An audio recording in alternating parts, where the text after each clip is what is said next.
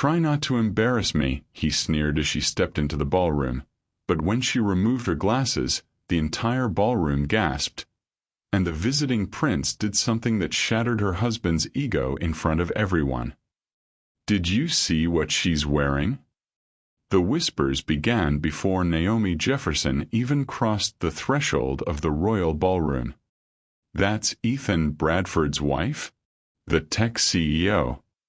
Another voice chimed in, dripping with disbelief. "Poor man. He must have married her for the inheritance." If you're ready to enjoy this story, click that subscribe button, like this video and comment where you're watching from. Your support helps us bring more wonderful stories, and trust me, you won't want to miss them. Now let's get into the story. The Winter Royal Charity Ball glittered with excess, crystal chandeliers casting golden light across marble floors, designer gowns swishing past tailored tuxedos, champagne flutes catching reflections of jewels worth more than most people's homes. It was the kind of event where appearances mattered more than substance, where being seen was the currency of the evening. And Naomi? She was being seen for all the wrong reasons. She stood just inside the grand entrance, her husband's hand gripping her elbow, not affectionately, but like a handler guiding livestock through a gate. Ethan Bradford, devastatingly handsome in his midnight blue tuxedo, wore his signature smirk as he leaned toward a cluster of investors. Naomi wore a red gown that caught the light beautifully, her dark hair swept elegantly to one side. But the thick-rimmed glasses perched on her nose seemed to be the only thing anyone noticed. "That's her." Clara Jennings gasped to her date, Nathan Pierce, barely bothering to lower her voice. She pulled out her phone, scrolling to the wedding photos that had circulated online months ago. "I thought the photographer just caught her at a bad angle. But no, she really does look like that." Nathan frowned uncomfortably, but Clara continued, her crimson lips curling. "I mean, she's nice enough, I suppose, if you're into the whole librarian chic thing. But next to him." She gestured toward Ethan, who was laughing loudly at his own joke. "It's like watching Beauty and the Beast, except someone mixed up the casting." Laughter rippled through the nearby group. A woman in emerald silk leaned in. "I heard she doesn't even wear contacts. Imagine showing up to the royal ball looking like you're about to grade papers." "Maybe she is," someone else whispered. "Isn't she one of those philanthropist types? All books and charity work, no style." "Exactly. No wonder Ethan looks miserable half the time." Naomi heard every word. Each comment landed like a stone tossed into still water, the ripples spreading through her chest, tightening her lungs. But she kept walking, her chin lifted just enough to suggest dignity, her hand clutching her small beaded purse as though it were a lifeline. She had learned long ago how to smile through pain, how to move forward when every instinct told her to flee. Ethan leaned close, his breath warm against her ear. "Try not to embarrass me tonight," he murmured, his tone light but his meaning sharp. "And for God's sake, stand up straight. You look like you're apologizing for existing." She said nothing. She never did. The orchestra struck up a waltz as guests began filtering toward the receiving line, where Prince Alexander Reinhardt would greet the evening's attendees. Naomi's heart sank. She knew what came next. Standing beside Ethan while he charmed royalty, while she faded into the background like wallpaper. Mrs. Bradford. A royal attendant approached, clipboard in hand, her expression polite but detached. "You and Mr. Bradford are next in the receiving line. Please follow me." Naomi nodded, swallowing the lump in her throat. Ethan straightened his tie, flashing his practiced CEO smile. "Showtime, darling," he muttered. "Try not to say anything too philosophical." They moved toward the dais, where the prince stood beneath a gilded archway, his velvet robe trailing behind him, the golden crown atop his head gleaming beneath the chandeliers. The crowd parted like a curtain, all eyes turning to watch. And for the first time that evening, Naomi felt the weight of something other than judgment. She felt the beginning of change. But how had it come to this? How had a woman once full of dreams and laughter become a shadow at her own husband's side?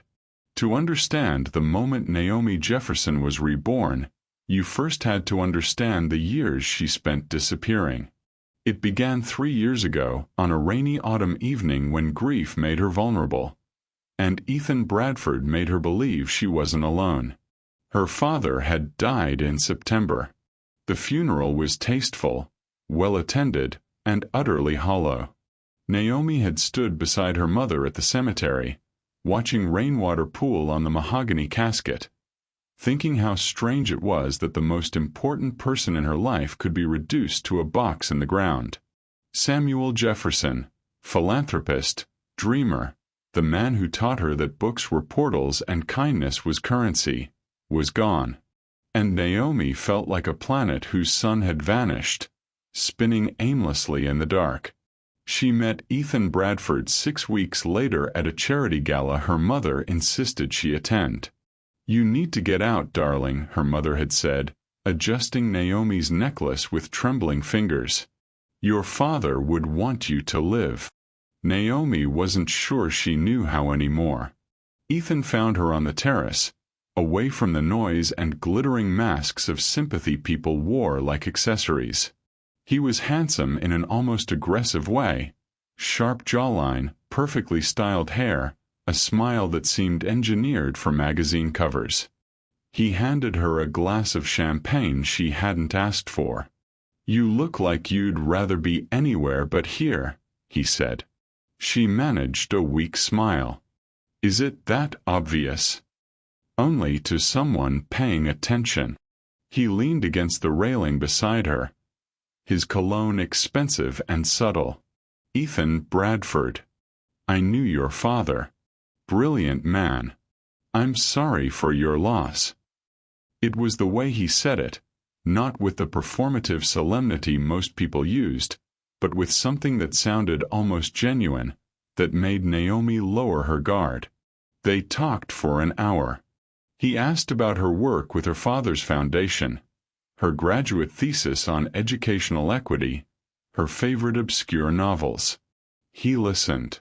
Or at least, he seemed to.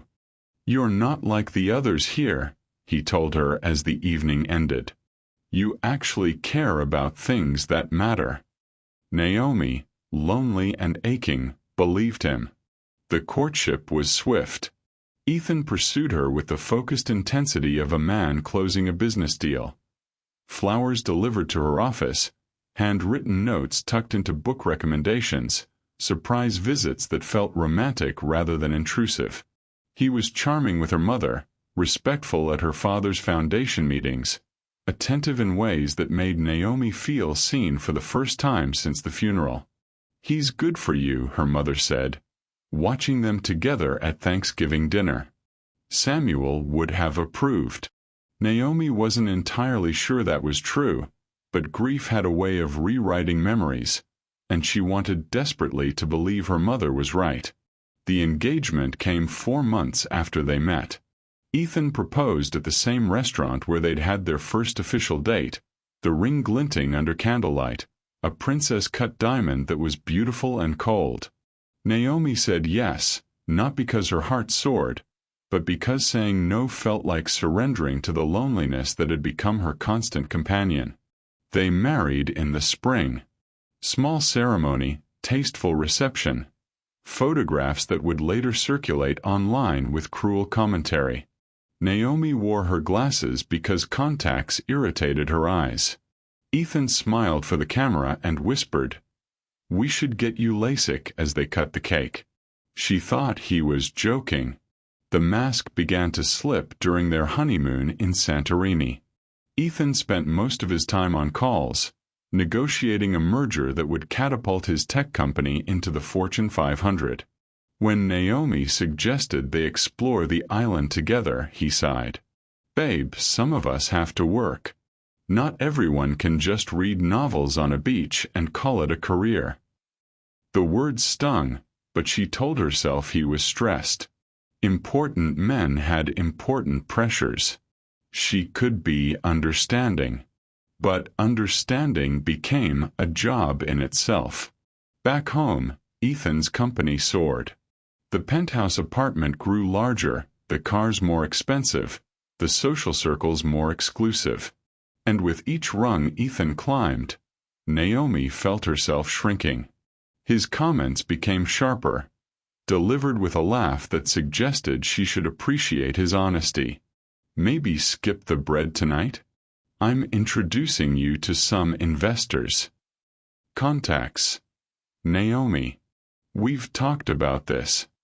Could you not bring up your foundation work? These people don't care about charity cases." She began editing herself. Smaller portions at dinner. Contacts that made her eyes burn. Silence during business dinners where she once would have engaged passionately about education reform. She became an accessory.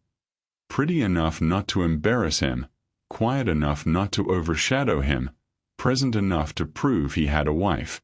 The woman who once stayed up until 3 a.m. debating Toni Morrison's use of magical realism, who volunteered at literacy programs and dreamed of opening schools in underserved communities, who laughed loudly and cried unashamedly at beautiful poetry. That woman started fading like a photograph left too long in sunlight. Naomi told herself it was compromise. Marriage required sacrifice. Ethan was building an empire. She could support that. She could be smaller if it meant they could be happy. But they weren't happy. Ethan was successful. There was a difference.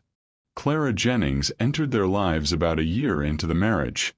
A marketing consultant with legs that went on forever and a laugh that sounded like champagne bubbles. Ethan hired her for a campaign. She started appearing at dinners, business trips, late meetings. "You're being paranoid," Ethan said when Naomi quietly asked if something was happening.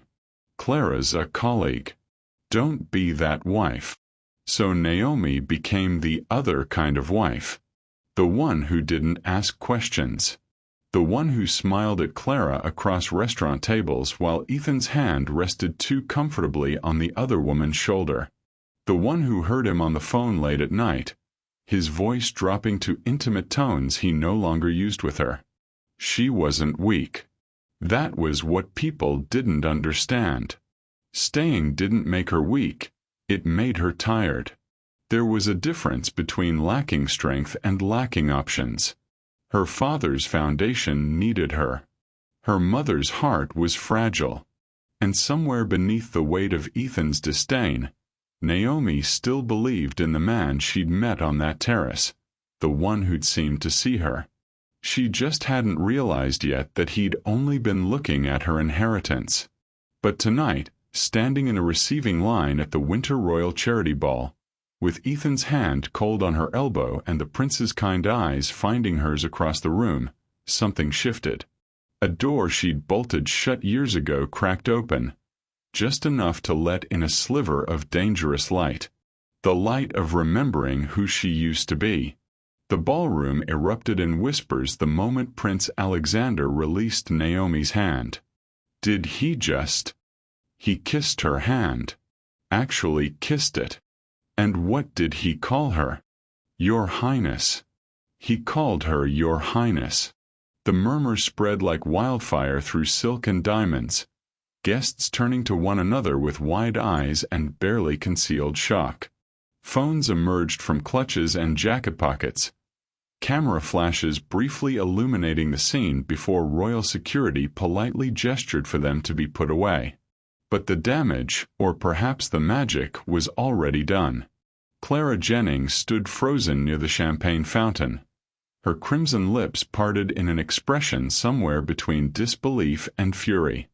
Her manicured nails dug into Nathan Pierce's forearm hard enough to leave crescents. "That mousy little," she caught herself, forcing her voice into a strained whisper. "What is he thinking? She's wearing glasses to a royal ball." Glasses, Nathan. Nathan, to his credit, was watching Naomi with something that looked distinctly like respect. "She's also wearing that dress pretty damn well," he said mildly. "And did you see the way she handled that? Grace under pressure. That's rare." Clara's head snapped toward him. "Whose side are you on?" "I didn't realize we were choosing sides."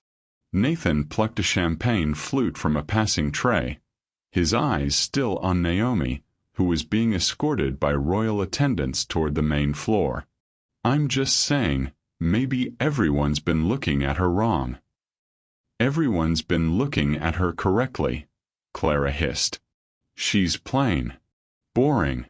She has nothing to offer except her dead father's money. Ethan deserves better." "Does he?"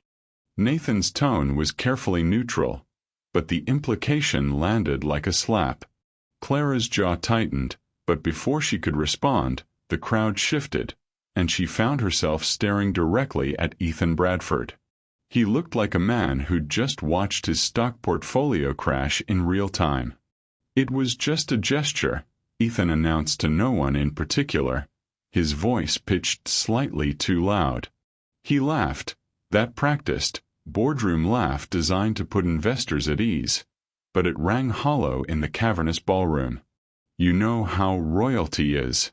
All that old-world ceremony doesn't mean anything." The investors he'd been courting earlier exchanged glances. One of them, a silver-haired woman in midnight blue, raised an eyebrow. "He doesn't typically kiss hands," she said coolly. "I've attended 3 royal events. That was the first time I've witnessed it." "Well," Ethan's smile tightened. "My wife has that effect on people. Always surprising." The word wife came out like he was testing its weight, as though he'd forgotten he'd married her and was only now remembering the contract. Across the room, Naomi stood near the edge of the dance floor, her heart hammering against her ribs. The royal attendants had deposited her there with gentle efficiency, and now she was alone, acutely aware of every eye tracking her movement.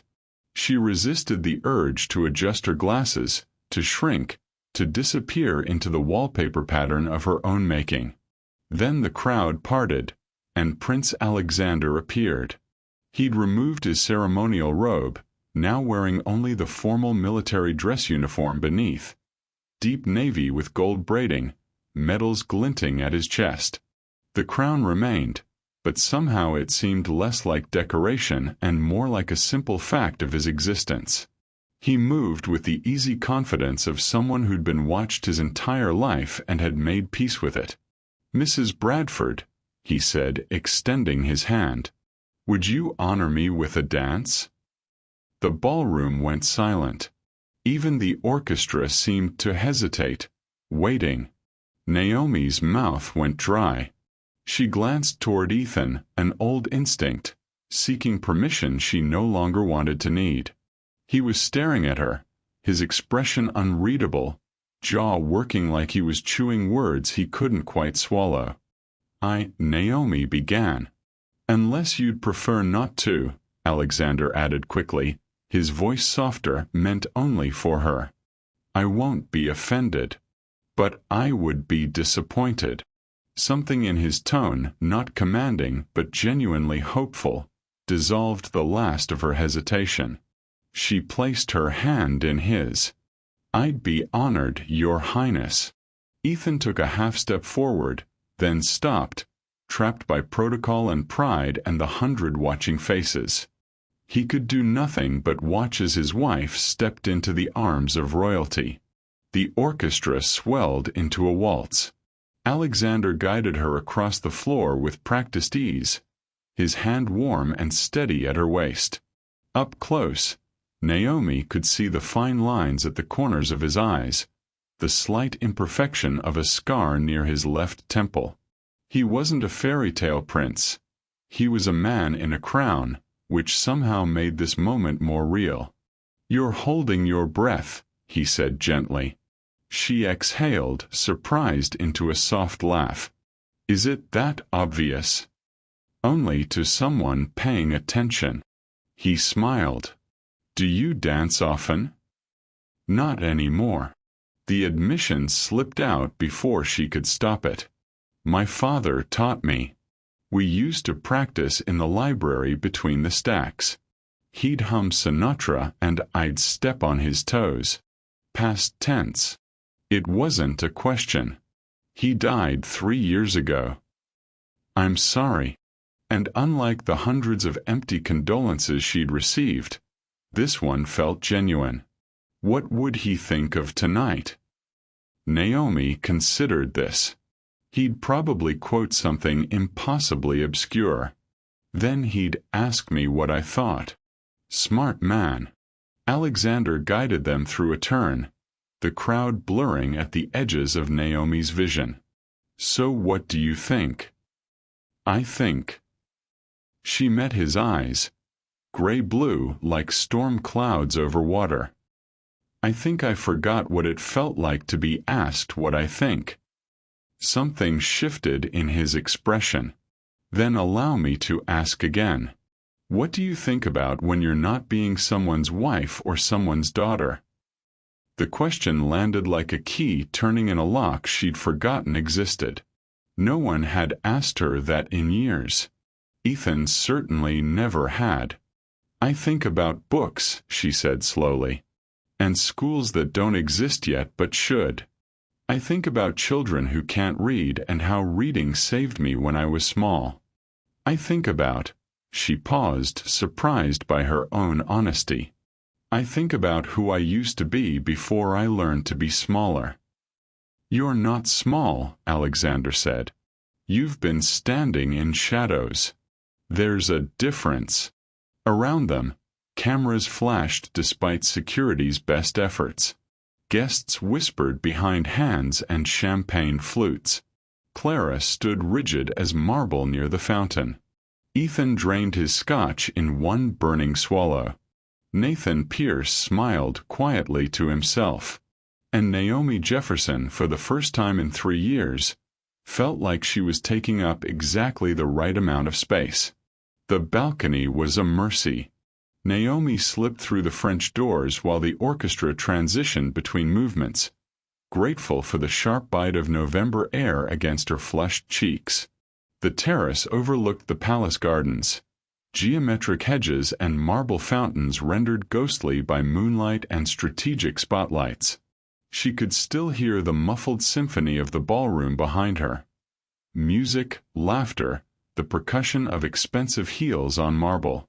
But out here she could breathe.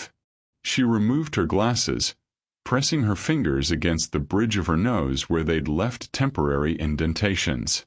Without them, the garden blurred into impressionist softness. Monet instead of reality. Sometimes she preferred the world that way. Escaping already? Naomi startled, fumbling her glasses back on. Prince Alexander stood in the doorway, his crown catching the light from inside, casting fractured gold across his face. He'd abandoned his formal jacket, his white shirt rolled to the elbows in a gesture that made him look less like royalty and more like a man stealing a moment of freedom. "I'm sorry, Your Highness. I didn't mean to intrude on." "You're not intruding." He stepped onto the balcony, leaving the door slightly ajar behind him. "I followed you. If anyone's intruding, it's me. You're a prince. You can't intrude on your own palace." "Can't I?" He leaned against the stone railing beside her, close enough for conversation but careful to maintain respectful distance. "Sometimes I think this entire building is an intrusion on whoever I actually am." Naomi studied him, really looked at him for the first time without the buffer of crowds and protocol. He was younger than she'd initially thought, perhaps early 30s, with the kind of exhaustion around his eyes that came from carrying weight no one else could see. "That sounds lonely," she said quietly. "It is." He smiled, but it didn't reach his eyes. "Do you know what it's like to have every room you enter go silent? Not because people respect you, but because they're calculating, wondering what you want from them, what they can get from you." "Yes," Naomi said. "Except in my case, they've already decided I have nothing to offer." Alexander turned to face her fully. "The people in that ballroom are wrong about you. You know that, don't you?" "Do I?" The question came out sharper than she intended. She softened. "Sorry. I didn't mean. Don't apologize." His voice was firm. "Why do you do that? Apologize for taking up space." "Because it's easier." The admission tasted like truth. "Because the moment I stop apologizing, stop shrinking, someone tells me I'm being difficult, or emotional, or ungrateful. Your husband." It wasn't a question. Naomi looked away, toward the blurred gardens. Among others. Silence settled between them, but it wasn't uncomfortable. Alexander seemed to be weighing his words carefully, the way someone does when they understand the permanence of language. "My mother died when I was 12, he finally said. "My father remarried within a year. The new queen was beautiful, accomplished, everything a royal consort should be. But she hated that I remembered my mother, that I kept her photograph in my room, that I wouldn't call her mother." He paused. "So I learned to be who she wanted. Dutiful. Emotionless. The perfect prince-shaped void." "What changed?" "She died too. Heart attack 5 years ago." He said it without malice. "And I realized I'd spent 15 years being a ghost to appease a woman who never saw me anyway. I'd become invisible trying to be visible." Naomi felt something crack in her chest. Not breaking, but opening. "I'm a shadow in my own life," she whispered. "I don't know when it happened. When I stopped being Naomi and became just Mrs. Bradford. The quiet one. The ugly one. The one people tolerate because of who my father was." "You're not a shadow." Alexander's voice carried an intensity that made her meet his eyes. "Shadows disappear in darkness. You're the opposite. You're light that people have been standing in front of, blocking. But light doesn't stop existing just because someone's blocking it." "That's..." Naomi's throat tightened. "No one's ever said anything like that to me." "Then you've been surrounded by blind people." He straightened. "Listen to me. When you go back in that ballroom, they're going to be watching, judging, whispering. Let them. You don't owe them beauty by their standards. You don't owe them smallness. You owe yourself the truth of who you are. I don't know if I remember who that is anymore." "Then remember who you were. The girl who danced in libraries with her father. Start there." Inside the ballroom, Ethan Bradford was on his 4th scotch. The alcohol burned pleasantly, numbing the edges of his humiliation. Around him, investors who'd hung on his every word an hour ago were now distracted, their attention pulled toward the terrace where his wife had disappeared with royalty. "Another drink, Mr. Bradford?" He turned to find Clara Jennings beside him, her smile sharp as cut glass. She'd positioned herself strategically, close enough to appear attentive, far enough to seem casual. Her crimson dress matched her lipstick, both the color of fresh wounds. "Clara." He accepted the scotch she offered. "Enjoying the show." "What show?" She tilted her head, playing innocent. Oh, you mean your wife's little moment? Please. The prince is just being diplomatic. He probably kisses 100 hands a year. He called her Your Highness. Theater. Clara's hand landed on his forearm, fingers trailing down to his wrist. You can't possibly think that meant anything. Ethan downed half the scotch. She's making me look like an idiot. She's making herself look desperate, Clara corrected, leaning closer. Her perfume was aggressive. Jasmine and ambition. Running off to balconies with princes while her husband's inside. People are talking, Ethan. And not kindly. But even as she said it, Ethan could see the truth in the crowd's faces. They weren't judging Naomi. They were intrigued, impressed, looking at her with curiosity instead of dismissal, looking at her the way they used to look at him. This is her fault, he muttered, the alcohol making his tongue loose. She never knew how to behave. Always so. So what? Clara prompted. So there. The word came out venomous, taking up space like she earned it. She didn't build anything. I did. She just inherited money and thinks that makes her special. Clara opened her mouth to respond, but movement near the terrace doors stopped her. Naomi walked back into the ballroom. But something had changed. She moved differently, shoulders back, chin lifted not in defiance but in quiet certainty. Her glasses caught the chandelier light. Her red gown seemed to glow. And when people turned to stare, she didn't shrink. She looked at them. Really looked. And smiled.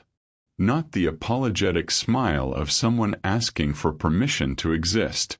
The smile of someone who just remembered she didn't need permission at all. Ethan's hand tightened around his glass. And Clara Jennings, for the first time that evening, had nothing to say. Ethan caught her in the corridor leading to the powder rooms. The hallway was quieter than the ballroom, lined with oil paintings of long-dead royals whose eyes seemed to judge from gilded frames. Crystal sconces cast warm light that should have been romantic but instead felt exposing. Naomi had been heading toward the restroom, needing a moment to steady herself after the balcony conversation, when Ethan's hand closed around her upper arm. Not gently. We need to talk. His voice was low, tight, vibrating with barely controlled anger. Naomi looked down at his grip, then up at his face. His handsome features were twisted into something ugly. Jaw clenched, eyes slightly unfocused from the scotch, a vein pulsing at his temple. She'd seen this version of him before, usually late at night when a deal fell through or an investor chose a competitor. But she'd never been the target quite this directly. You're hurting me, she said quietly. He released her arm but blocked her path, forcing her against the wall. Not touching but trapping. What the hell do you think you're doing? I don't know what you mean. Don't play stupid, Naomi. It's not a good look on you. He laughed, sharp and mirthless. Actually, nothing's a good look on you, is it? Except apparently tonight, when you decided to play princess for the cameras. I didn't. You did. He stepped closer, and she could smell the alcohol on his breath, the expensive cologne that couldn't quite mask his sweat. Dancing with him. Disappearing onto balconies. Do you have any idea how that makes me look? My wife throwing herself at royalty like some desperate. I threw myself at no one. Naomi's voice remained calm, which seemed to infuriate him more. He asked me to dance. I accepted. That's all. That's all. Ethan's voice rose, then dropped again as footsteps echoed nearby. He leaned in, his words hissing between clenched teeth. You embarrassed me. In front of investors. In front of people who matter. You made me look like I can't control my own wife. Something cold settled in Naomi's chest. Not fear, she'd expected fear, but clarity. Control, she repeated softly. Is that what this is? What we are? Don't start with your philosophical bullshit. He ran a hand through his hair, disrupting its perfect styling. I brought you here to support me, to stand beside me and smile and not make a spectacle. Instead he gestured vaguely, words failing him. You made yourself the center of attention. I didn't try to. Well, you succeeded anyway. Congratulations. His smile was cruel. Must feel good, right? Finally mattering to someone, even if it's just royal pity. He felt sorry for you, Naomi. The ugly duckling wife with the dead father's fortune. That's all this was. The words should have hurt. A year ago, a month ago, they would have shattered her. But standing here, with Prince Alexander's words still echoing in her mind, your light that people have been standing in front of, blocking, they landed differently. They landed like lies. Naomi met her husband's eyes. Maybe I'm done hiding behind you. The silence that followed was profound. Ethan's expression cycled through confusion, disbelief, and something that might have been fear. What did you say? You heard me. Her voice didn't waver. I'm done making myself smaller so you can feel bigger. I'm done apologizing for existing. I'm done being your acceptable accessory. Naomi. I'm not finished. She straightened, and Ethan actually took a step back. I have been your wife for 3 years. I have stood beside you, supported your career, smiled through your insults disguised as jokes. I have watched you flirt with Clara, ignored the late-night calls, pretended not to notice when you come home smelling like her perfume. I have disappeared piece by piece into whatever shape you needed me to be. You're being dramatic. I'm being honest. For the first time in our marriage, I'm being honest. She moved to step past him, and he didn't stop her. And if that embarrasses you, maybe you should ask yourself why the truth is so humiliating. She walked away, leaving him standing in the corridor with his mouth open and his carefully constructed world beginning to crack. Back in the ballroom, Clara Jennings had reached her limit. She'd watched Naomi return from the hallway looking, inexplicably, more composed than when she'd left. Watched as several guests approached her with genuine interest rather than morbid curiosity. Watched as an ambassador's wife complimented her gown, as a tech mogul asked about her foundation work, as people who'd ignored her all evening suddenly saw her. And Clara couldn't stand it. Well, she announced loudly to her circle of friends near the champagne fountain, her voice pitched to Carrie.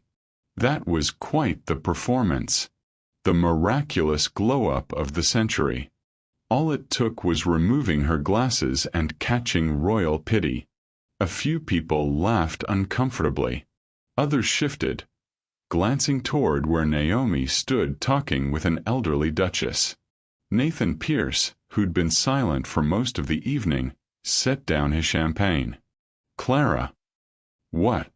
I'm just saying what everyone's thinking. She gestured with her glass, champagne sloshing dangerously close to the rim.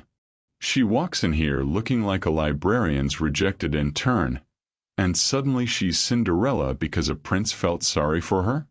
Please. We all know this is temporary. By tomorrow she'll be back to being exactly what she is, Ethan's unfortunate obligation. That's enough. Nathan's voice wasn't loud, but it cut through Clara's rant like a knife through silk. She turned to him, eyes wide. Excuse me. I said that's enough.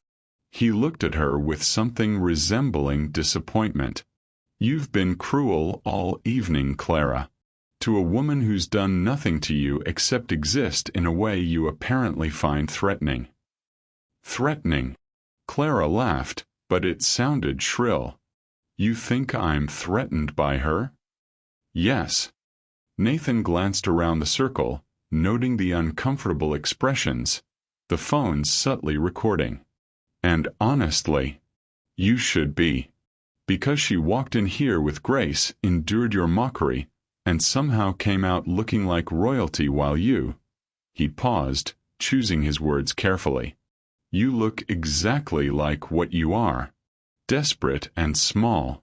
Gasps rippled through the immediate vicinity. Someone's phone flashed. Clara's face went from red to white. How dare you? I dare because someone should.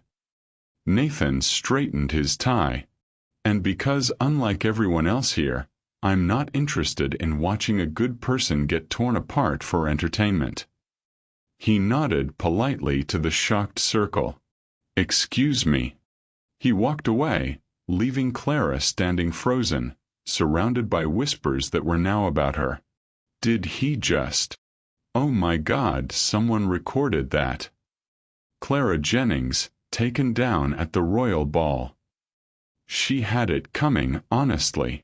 For the first time all evening, Clara understood what Naomi had felt all night.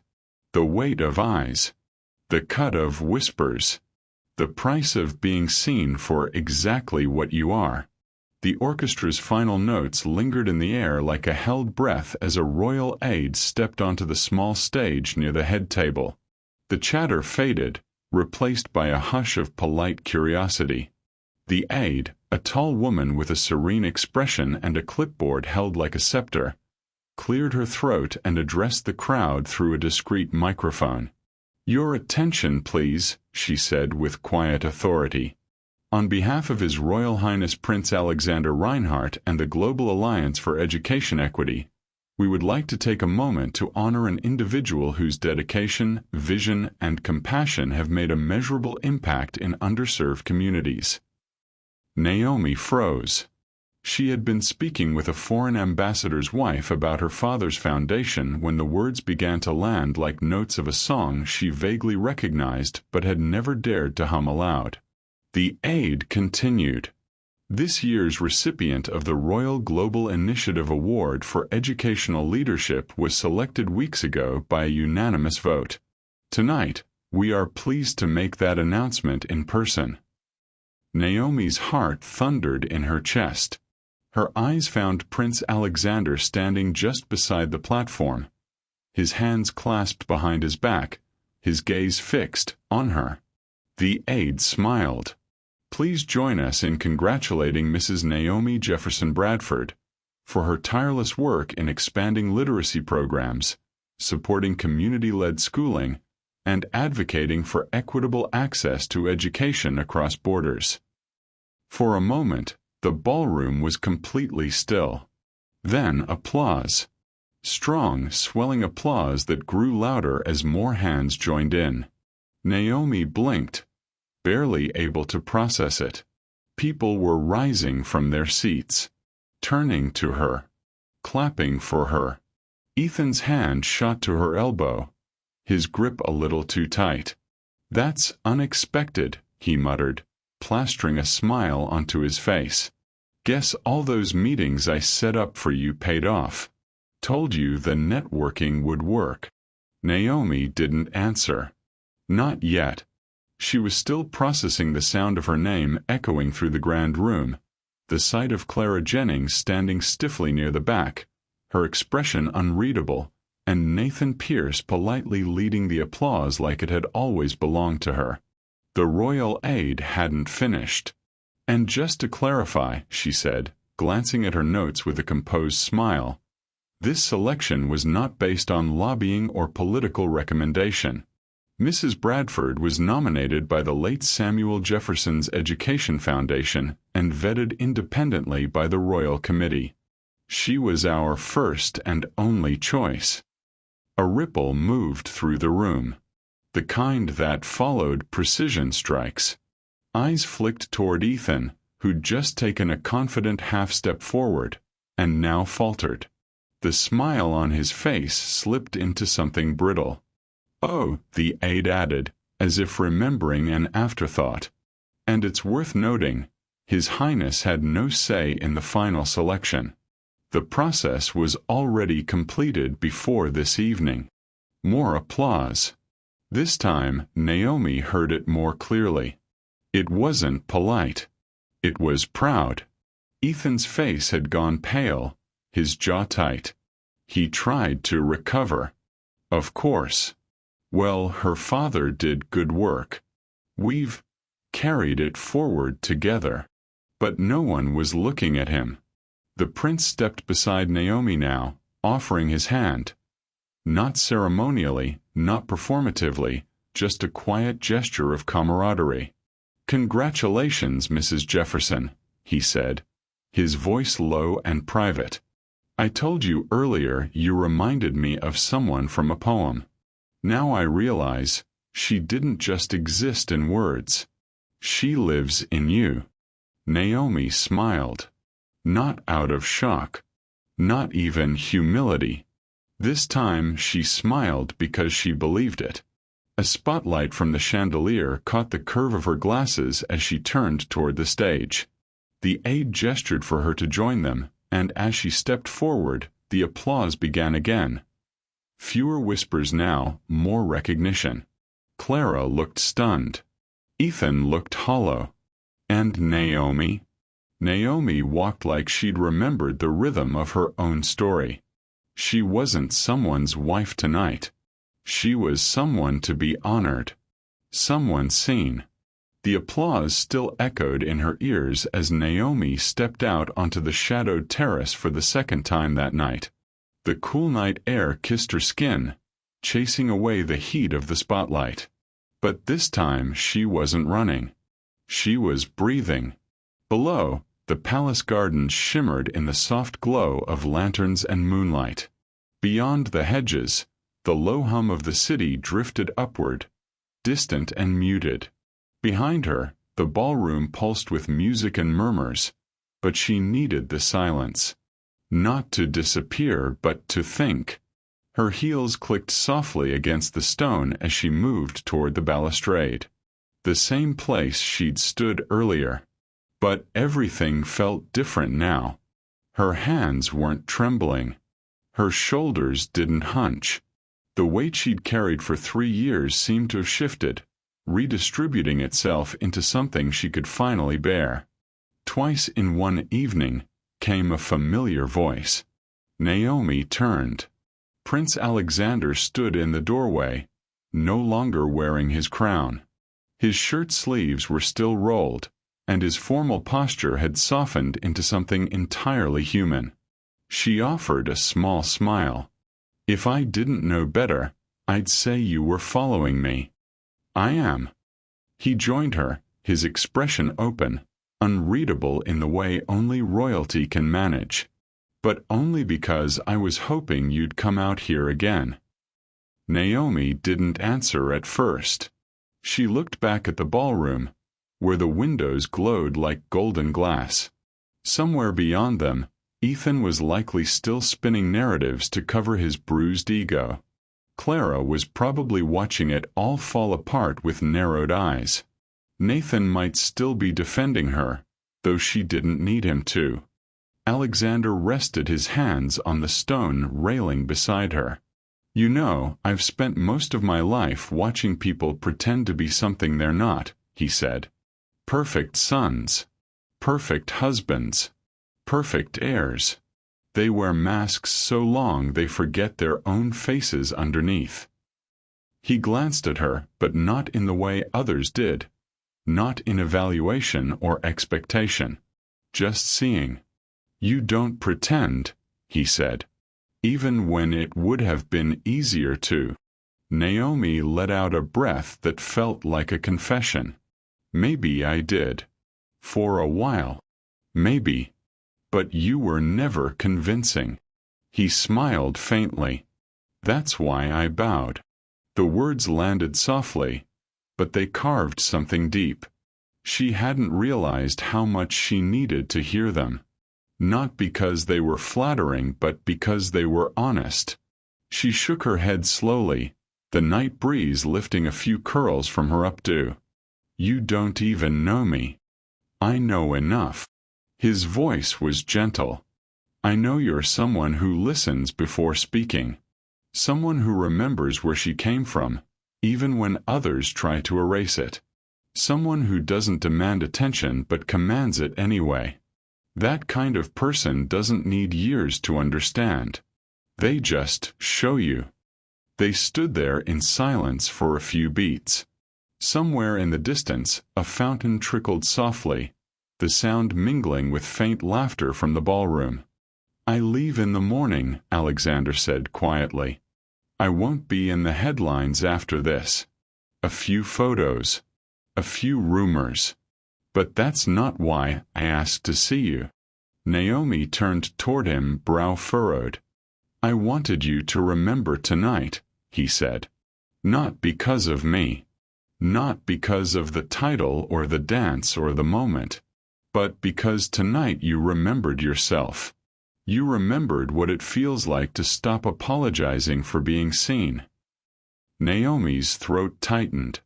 Her fingers curled around the railing. I don't know what happens after this, she said honestly. I have a life. A marriage. Responsibilities I can't just walk away from. I'm not asking you to walk away from anything, Alexander said. I'm asking you to walk toward something. Whatever that is. Whatever version of your life that makes you feel whole again. It wasn't a proposition. It wasn't a promise. It was a challenge. And an invitation. Naomi looked out at the gardens one last time. The night was cold, but she wasn't shivering. Not anymore. When she turned back, her voice was steady. I don't know exactly where I'm going yet. But I know I'm not going backward. Alexander gave a small bow. Not the kind meant for kings or queens, but the kind meant for equals. Then you already know more than most. She smiled. This time not for the cameras. Not for the crowd. For herself. Chapter 8. Let the world watch.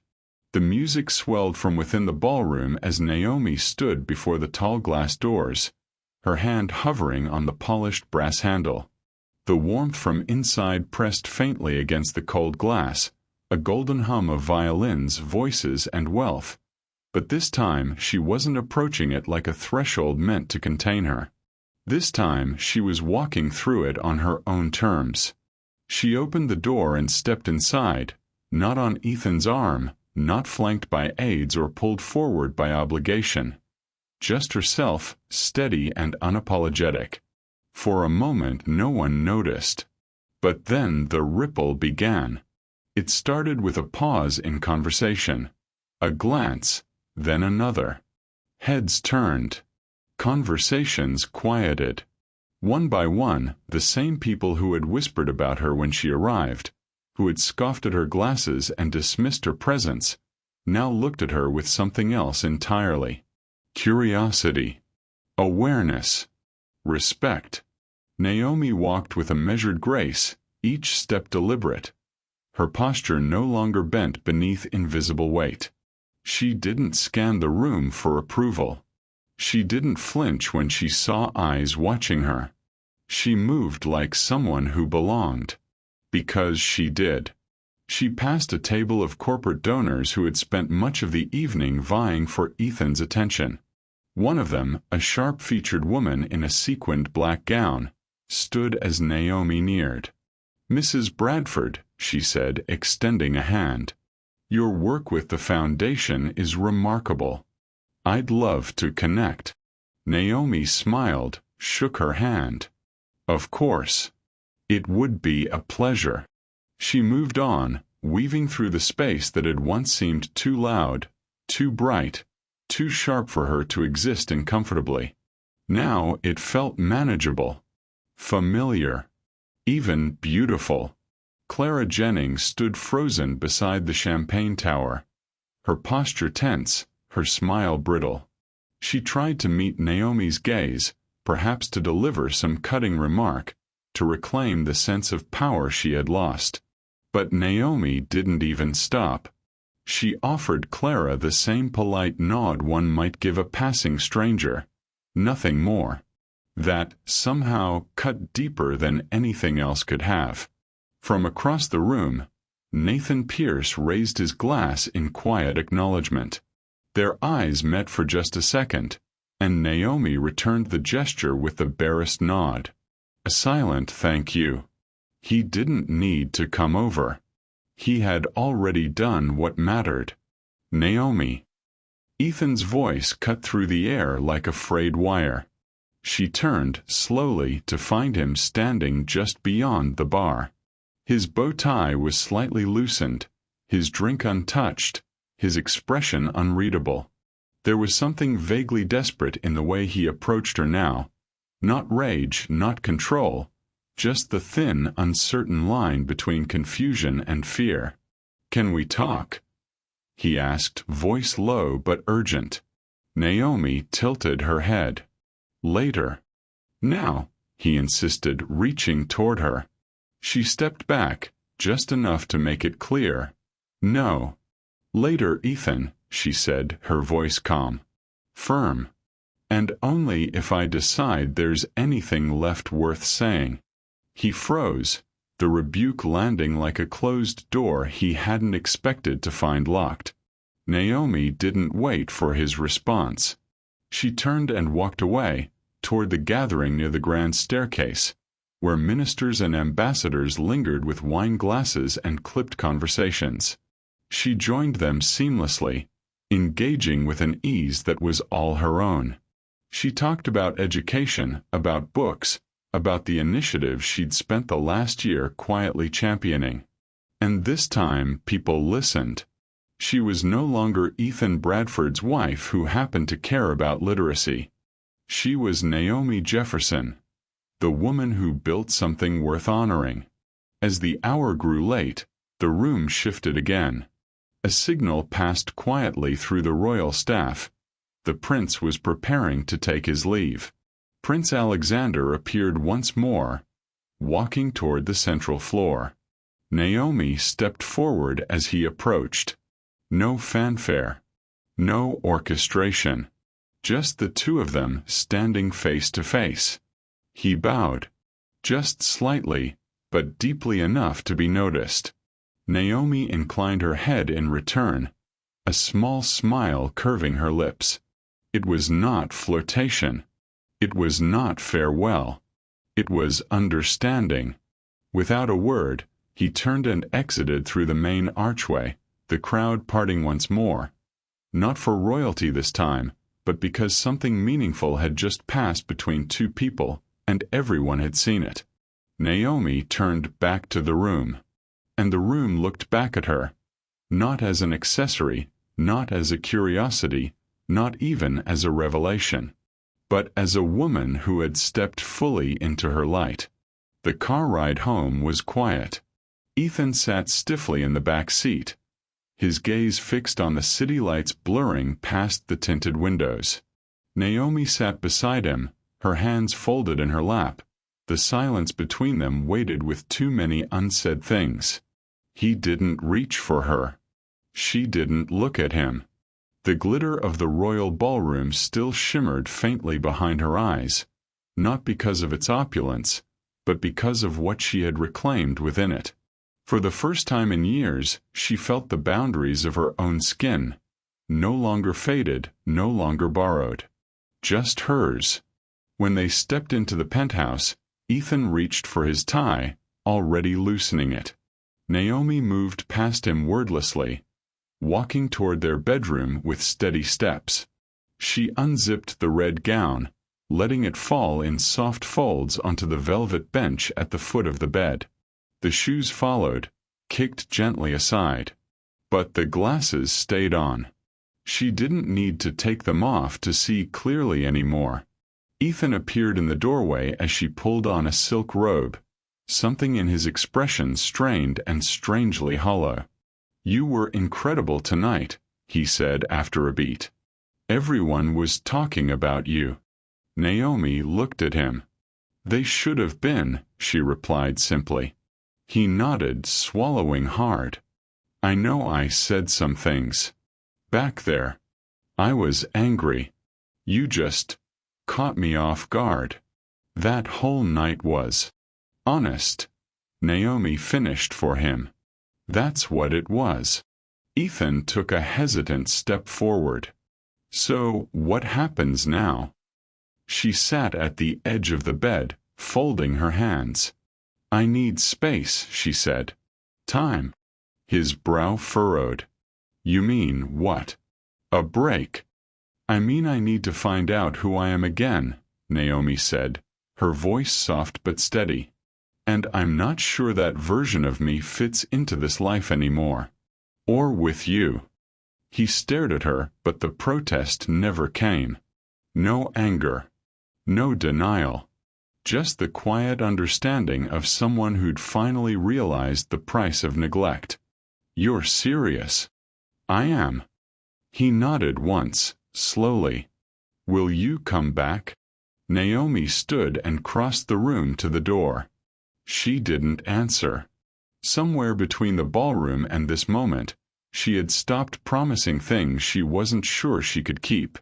She walked down the hall into the study, the only space Ethan never touched.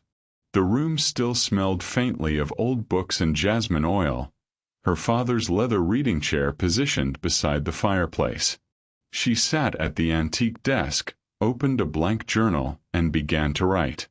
Not to Alexander. Not to Ethan. To herself. "A letter for the woman I almost forgot," she began. "You are not small. You are not invisible. You are not what they whispered, or what he needed you to be. You are every book you loved, every child you helped, every dream you dared to speak aloud before you were told to lower your voice. You are light. You are here. And you do not need permission to be seen."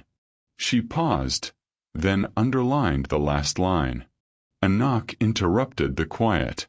Naomi rose, tying her robe, and crossed to the front door. When she opened it, a royal courier stood in the hallway, expression neutral, a parcel in his gloved hands. "Delivery for Mrs. Naomi Jefferson Bradford," he said. She signed without a word, took the parcel inside, and returned to the study. It was wrapped in navy silk, a gold seal bearing the royal crest affixed to one corner. She opened it carefully.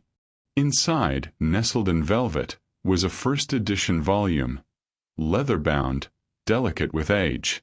A collection of poetry. The same one Prince Alexander had referenced during their dance. Tucked beneath the front cover was a cream envelope. Handwritten on the outside, "Naomi." She opened it slowly. "For the woman I'll never forget. A." And beneath the signature, written in bold, careful script, "Your Highness." Naomi closed the book, cradling it gently in her lap. She didn't cry. She didn't smile. She simply sat in the soft glow of the study lamp, her own reflection caught in the nearby window. Not faded, not small. Whole. Seen. And sovereign in her own right. Thank you for watching this story to the end. If you enjoyed this story, you will surely love the next one. It's as crazier and more intriguing as you can ever imagine. So do check it out. Click on the image showing on your screen right now to watch the next one. Don't forget to subscribe, and I'll see you in the next one. Bye for now.